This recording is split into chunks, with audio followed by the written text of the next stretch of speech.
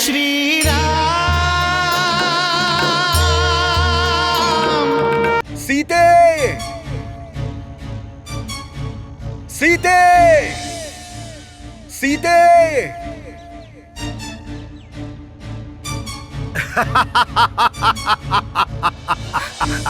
रघुनाथ, हमार रक्षा करी रघुनाथ।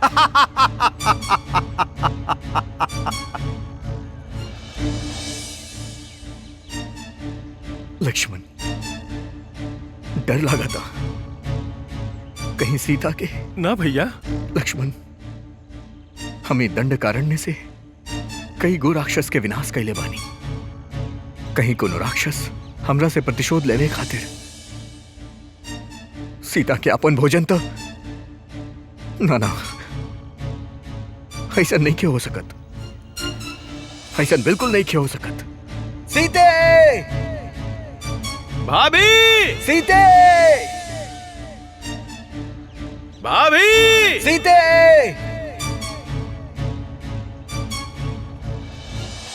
हे वृक्ष लोग, हे दशो दिशा, गंधर्व, अप्सरा, देवता लोग, करौआ हमार पत्नी सीता के दिखले बानी। हमरा के बताई, हमार सीता कहां बाड़ी? कुशा कुशल बाड़ी ना?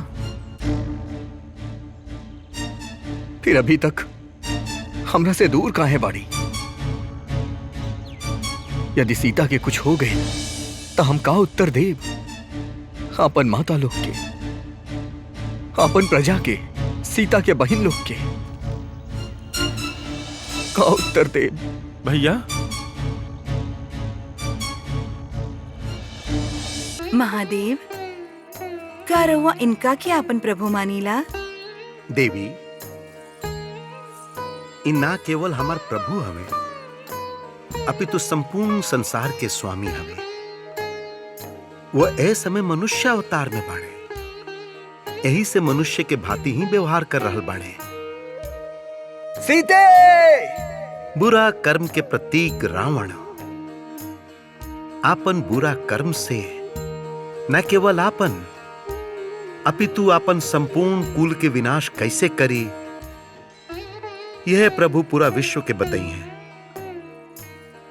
और ऐसे भी देवी, प्रभु के मनुष्य अवतार त धारण करे के ही रहे। काहे खातिर? रावण खातिर। काहे? एक समय की बात है देवी, रावण तपस्या करत रहे।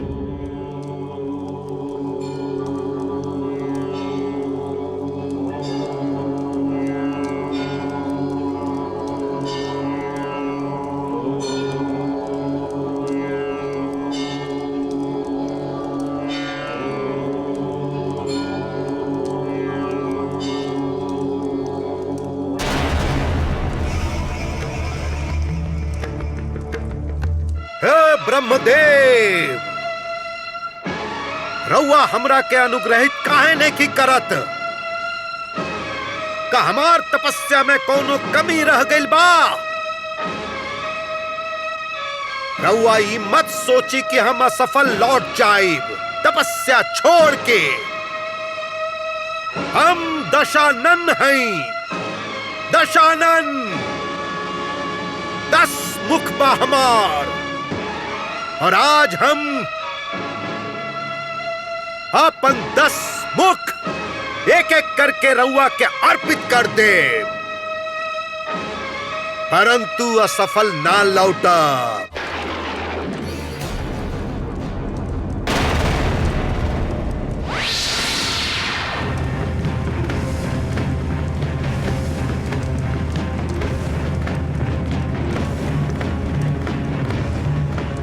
ओम प्रसीत प्रसीत ब्रह्मदेव।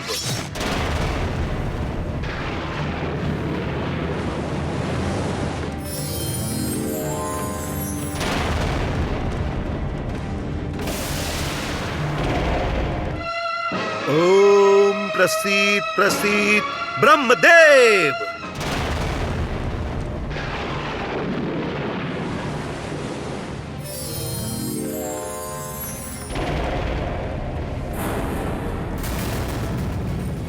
ओम प्रसीद प्रसीद ब्रह्मदेव।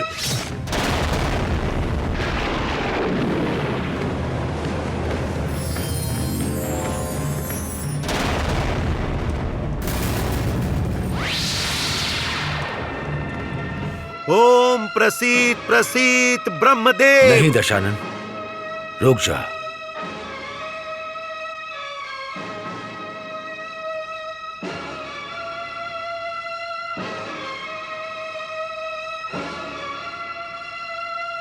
प्रणाम ब्रह्मदेव। तहार कल्याण हो के वत्स। हे चतुरानंद, रउवे हमार कल्याण कर सकीला। हम तहार तपस्या से प्रसन्न बानी दशग्रीव। का चाहताड़ा हमरा से मांगला, जौन तहार मन में बा वो मांगला। हम तहार मनोरथ पूरा करे खातिर ही आई बानी। भगवान, मृत्यु लोक में हर प्राणी के शत्रु मृत्यु है। मृत्यु लोक में हर समय हर प्राणी मृत्यु से भयभीत रहेला। हम ए भय से सदा खातिर मुक्त होखल चाहता। हमरा के अमृतत्व के वरदान दिही प्रभु, ताकि मृत्यु हमरा तरफ आंख उठा के देख भी ना सके। तू ज्ञानी हवा, विद्वान हवा, जानेला कि मृत्यु लोक नाशवाहन है। यहां जन्म लेवे वाला हर केहू मृत्यु के अधीन होखेला। यहां केहू अमर नहीं खे। जब सृष्टि नष्ट हो जाएला ता तू जीवित कैसे रह सकेला? तरौआ हमरा के वरदान दिहल नहीं चाहत। ना वत्स, हम तरह के वर देवे ही तो आइल बानी। अमृत के छोड़ के कुछ और मांगला, हम तहार इच्छा पूरा करब। हे ब्रह्मदेव, हम अमर होखल चाहतनी। हम मृत्यु के भी आपन वश में कल चाहतनी। हमरा के वर दिही, ताकि नाग, सर्प, यक्ष, गंधर्व, राक्षस, दैत्य, दानव, अप्सरा, देवता केहू से भी हमार मृत्यु ना आवे। वत्स, मनुष्य तारा याद ना आई? मनुष्य? हे ब्रह्मदेव, मनुष्य तो मृत्यु लोक के एगो निर्बल प्राणी हा। बलवान में होकर गणना ना होखेला। वो हमार मृत्यु के कारण कबो नहीं के बन सकत। ब्रह्मदेव, हमरा केवल यह वर चाहिए। तथास्तु। दशानन, हम तहार तपस्या से बहुत प्रसन्न बानी और तरह के एगो वर और देतानी। तू हमरा के प्रसन्न करे खातिर अपन नौ मस्तक के आहुति देले बाड़ा। ए यज्ञाग्नि में तारा अपन सब 9 मस्तक वापस मिली और तू फिर दशानन बनबा।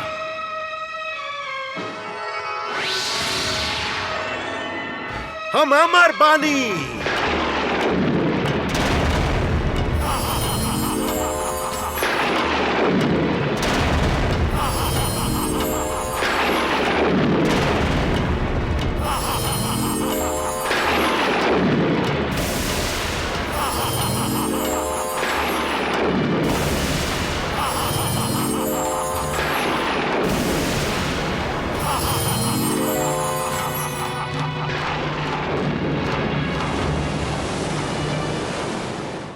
देवी, अब तरुआ जानिए गईल होखब कि दशानन रावण के विनाश खातिर प्रभु के मनुष्य अवतार धारण करे पड़ा।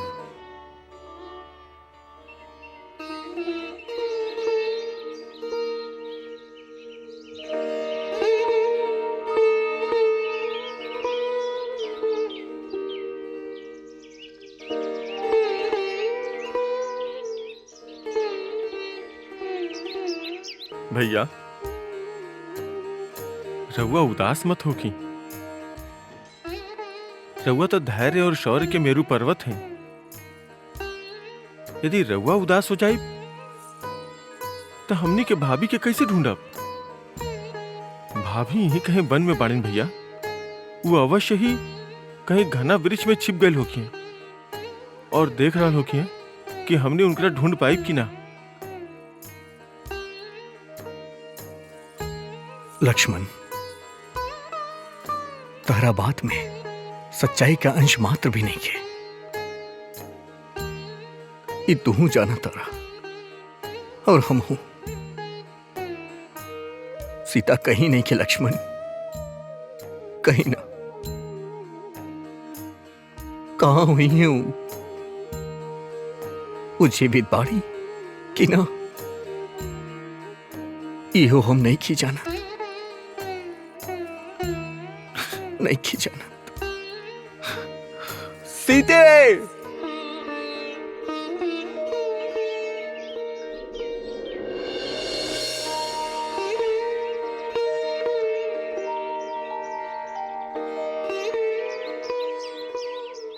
का रउआ हमार सीता के दिखनी है?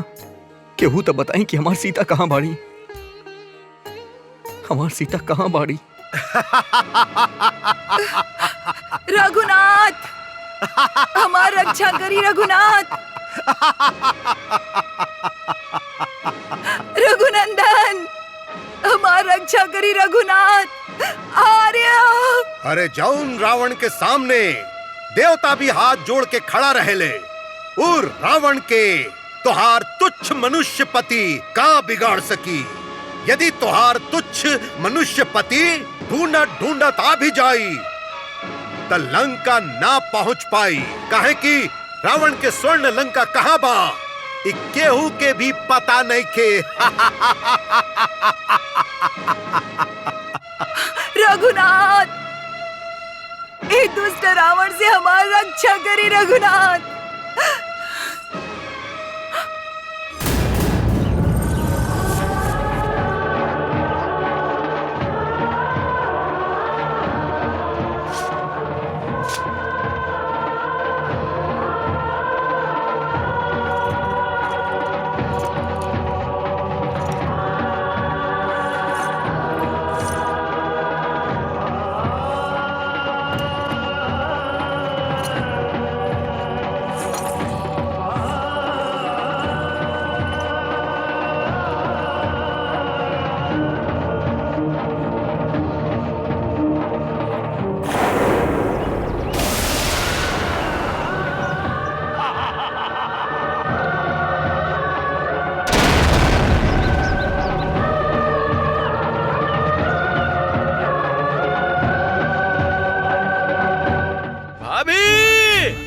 सीते!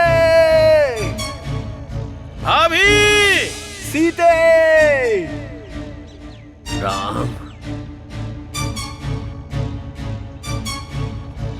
राम, राम। भैया सावधानी से, हो सकेला कोनो मायावी राक्षस अपन माया के जाल फैला के राउर प्रतीक्षा कर रहल होके। राम, हमनी के मारिच के ना भुलाए के चाहिए भैया। राम, राम, राम, राम, राम, राम, भैया हो सकेला ई जटायु के वेश में कोनो मायावी होके। मायावी तो जनक नंदिनी के उठा के ले गई लक्ष्मण।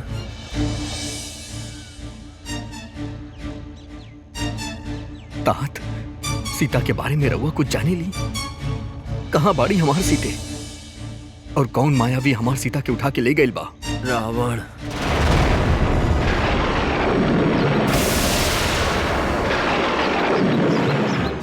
अर्थात सुर्पनखा के बड़ भाई। हाँ राम, हम बहुत लज्जित बानी। हम रावण के रोके के बहुत प्रयास कईनी, किंतु हम सीता के रक्षा ना कर सकने।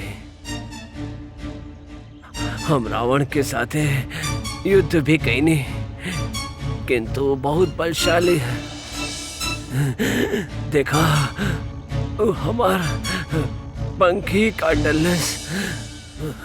सीता बहुत विलाप करत रहली, वो निरंतर तारा के पुकारत रहले। लक्ष्मण, सीता हमरा पुकारत रहली, हमरा पुकारत रहली, हमरा पुकारत रहली। राम, ए वन के हर वृक्ष, हर पौधा, हर पत्थर रावण के भय से इतना आतंकित भइल रहे कि केहू में रावण के रोके के साहस न रहे। वो दुष्ट रावण जनक नंदिनी के आकाश मार्ग से उठा के ले गए। आकाश मार्ग से कहाँ ले गए? दक्षिण दिशा के ओर। दक्षिण दिशा? परंतु कहाँ लेके गई हुई? ये हमरा नहीं के पता बस, परंतु तू सीता के ढूंढ निकाला और रावण के ओकर पाप के दंड अवश्य दा। ऐसा नहीं होगी तात, ऐसा नहीं होगी। रावण तीनों लोक में कहीं भी छुप जाए, परंतु हमार बाण ओकर प्राण अवश्य ले। हम पूरा विश्व के बता देब केहू के पत्नी के अपहरण करे के अर्थ हा आपन मृत्यु के आमंत्रित कईल। तात हम दक्षिण दिशा की ओर जाइब, परंतु दक्षिण दिशा की ओर बढ़त हमनी के हर एगो पग रावण के जीवन रेखा के समाप्त करत जाई। तहार प्रतिज्ञा सफल होके राम। केवल तहरे खातिर हम अपन प्राण के रोक के रख ले रहे। अब हमरा के हमार मित्र महाराज दशरथ के पास जाए के आज्ञा द राम। एगो विनती बातात, रउआ स्वर्ग में पिताजी से मिलब तो उनका सीता अपहरण के बारे में मत बताई, उनका बहुत कष्ट हुई। हम वचन देता नहीं, हम दुष्ट रावण के ओकर कैल के दंड अवश्य देव और स्वयं रावण अपन अनुचर सबके साथे शीघ्र पिताजी के सब बात अपना मुख से बतावे खातिर उनका पास पहुंच जाई। राम, राम, राम।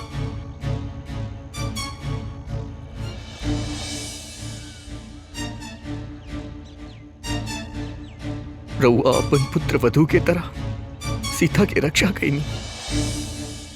हम राउ ऋणी बानी। हाँ तात, हम राउ ऋणी बानी। हे तात जटायु, रउआ महान बानी। रउआ के उत्तम लोक के प्राप्ति होके और रउआ के सदगति मिले।